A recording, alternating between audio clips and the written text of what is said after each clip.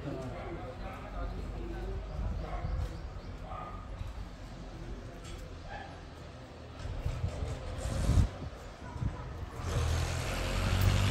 आमची जुनी वास्तू।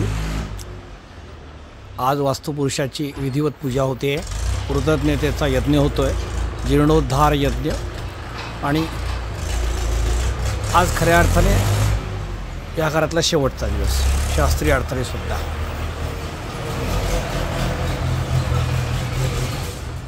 ग्रंथामध्ये असा उल्लेख आहे की जे घर जीर्ण झालेलं आहे आणि नैसर्गिकरित्या ते हळूहळू नादुरुस्त होत जाईल, अशा घरामध्ये राहायचं नाही, त्या ठिकाणी नवीन वास्तू उभी करायची।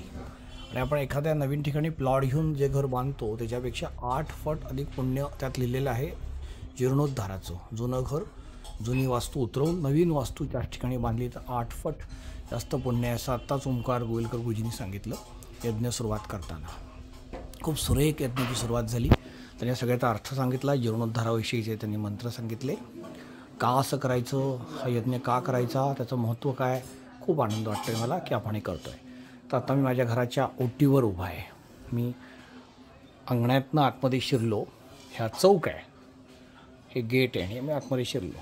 हे मला आनंद वाटतोय सांगायला, या घरामध्ये शेकडो जणांनी अन्नग्रहण केलेलं आहे। पणजोबांच्या काळापासून, आजोबांच्या काळापासून जे मंडळाला विशेष योग यायचे ते आपल्या घरी त्यांचं स्वागत व्हायचं।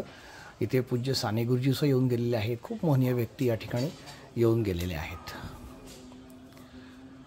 संघाचे अनेक ज्येष्ठ कार्यकर्ते, प्रचारक, विशेषतः मी कॉलेजला असताना संघाच्या संपर्कात आल्यामुळे तिथपासून जे तालुका प्रचारक, जिल्हा प्रचारक, विभाग प्रचारक, ह्याला आता खाली आहे त्याला पडवी म्हणायचं। आत्ता ह्याला ही पडवी आहे, पडवीमध्ये झोपळा आहे, झोपळा गांधी चौकवाल्यांची आठवण आहे। सगळ्या अनेक पिढ्या झोपळ्यावर नांदलेल्या आहेत, खेळलेल्या आहेत। आणि ही आहे ओटी, या ओटीवर आमचे अनेक प्रचारक संघाचे सतरंजीवर झोपलेले आहेत। हा आता नवीन आहे, हे नवीन घरासाठी सोफा सेट आणला, जुन्या सोफा सेट इथून त्याची बाहेर गेलेले आहे। आता तो समोर एक कोच असायचा, तर ही आमची ओटी आहे, या ओटीवर माझे दादा आजोबा बसायचे। हा झोपळा माझ्या आजोबांना अतिशय प्रिय होता, त्यांना दादा म्हणायचो मी। इथे एक आराम खुर्ची होती, एका अपघातामध्ये ती जळली, पण ती माझ्या दादांची प्रिय होती, इथे या ठिकाणी असायची ती। आणि हे त्यांचा तरुणपणी, मी त्यांचे प्रौढपणीच्या किस्से ऐकतो, त्यात ते कायम झोपळा आणि बाहेर समोर एक, हा आता मी नवीन कट्टा केला, हे जुना कट्टा होता, तिथे बसून ते आमची समोर एक इमारत त्यांनी बांधले, तिथे ग्रामपंचायतचा रेडिओ लागत असे, तिथे बातम्या ते ऐकत असं मला माझे काका श्रीकांत शेठ यांनी गेल्या त्यांच्या मंडळ भेटीमध्ये आठवण सांगितली। आणि हे आमचं माझघर आहे, जिथे आत्ता जीर्णोद्धार विधी चालला आहे। हे माझं घर आहे, हा विधी चाललाय जीर्णोद्धाराचा, कृतज्ञता विधी आणि संकल्प विधी। हे डावीकडे स्वयंपाकघर आहे, हे आता आम्ही खरं बदलले सगळं स्ट्रक्चर याचं आत्ता, तरी हे त्या स्थितीत असं आहे स्वयंपाकघर। हे माझ्या आईच्या काळामध्ये एक टेबल होता, त्याच्यावर गॅस होता, त्याच्या आधी तर उजव्या बाजूला एक मातीची चुला होता मोठा, म्हणजे सुरेख भोजन माझी आई करी, ते भोजन आम्ही जेवलेलो आहोत। हे फ्लोरिंग आईच्या काळातच झालेलं आहे, शेवटी बाकी ते सारवलं जायचं सगळं शेणाने।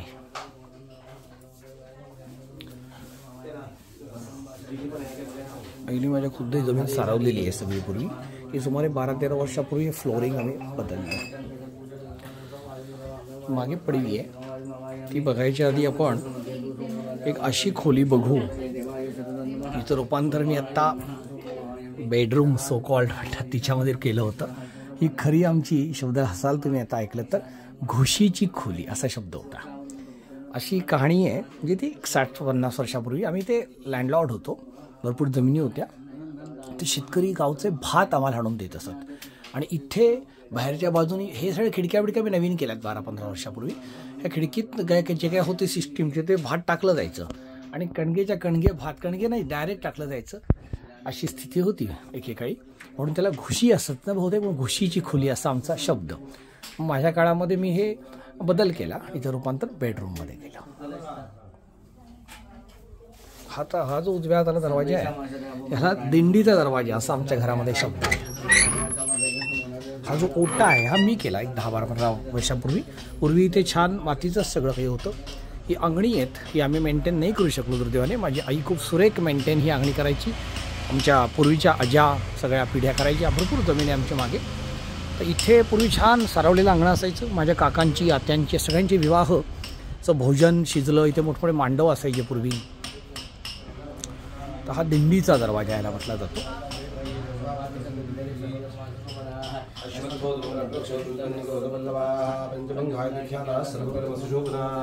तर हे आत्ता आमची परत एकदा पडवी आहे. 2 पडव्या पुढे आणि मागे. हे सुद्धा आत्ताच परत मी सांगतोय की 15 वर्षापूर्वी जरा फ्लोरिंग वगैरे बदलले.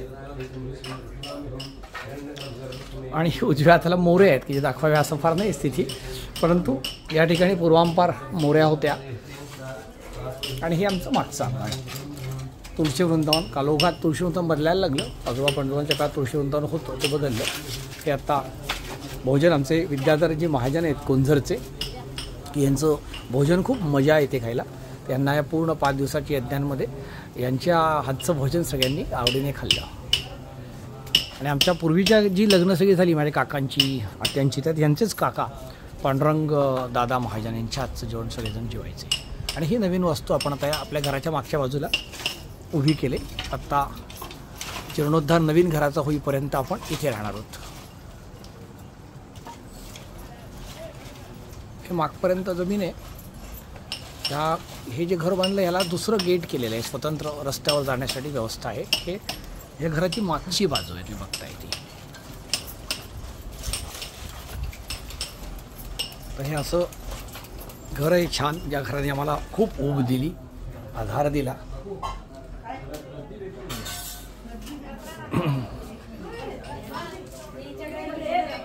हे ओंकार गुरुजी आहेत, ज्यांच्या शुभ उपस्थितीमध्ये आजचा हा कार्यक्रम पार पडतोय. गुरुजी, नेमकं जरा सांगा ना, जीर्णोद्धार विधी का, त्याचं महात्म्य.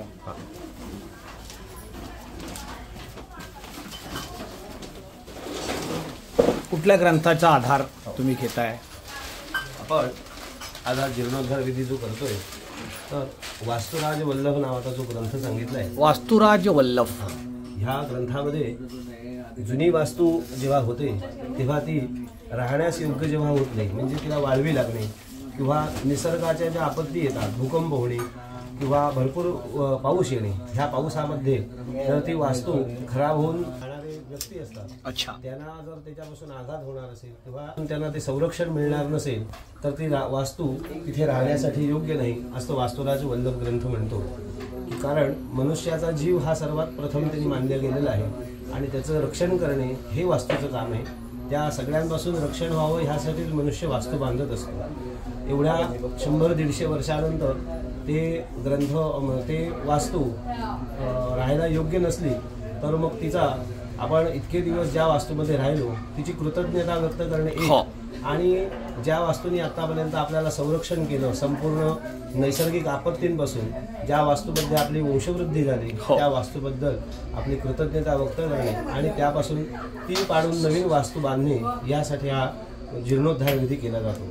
ह्या वास्तुराज वल्लभ ग्रंथामध्ये असं सांगितलंय की संपूर्ण एक घर बांधणे याचं जेवढे पुण्य त्या मनुष्याला मिळतं त्यापेक्षा 8 पटीने 8 पटीने पुण्य जुनी वास्तू जीर्णोद्धार करून नवीन तिथे वास्तू बांधणे याचं 8 पट पुण्य नुसतं नूतन ग्रह बांधण्याच्या असं विशेष फल त्याचं सांगितलेलं आहे. अच्छा. आणि ह्या वास्तूच्या विषयामध्ये वास्तुशांती सारखाच विधी असतो, परंतु त्याच्यात बलिदान इत्यादी जे सांगितलेले ते थोडं विशेष सांगितलेलं आहे आणि हवनाची जी द्रव्य सांगितली ती त्यामध्ये एक विशेष सांगितलेली आहे. अच्छा. ह्या घराने आम्हाला खूप काही दिलेलं आहे आणि आपण त्याचा आज कृतज्ञता यज्ञ तुमच्या हस्ते पार पडतोय. तर खरोखरच आम्ही मनापासून ऋणायित आहोत या वास्तुपुरुषाचे. तर आत्ता बाहेर जो वास्तुपुरुष आहे आम्ही गेल्या 5 वर्षापूर्वी पण एकदा वास्तुशांती त्या घराची केली होती, तेव्हा गुरुजींनीच केली होती.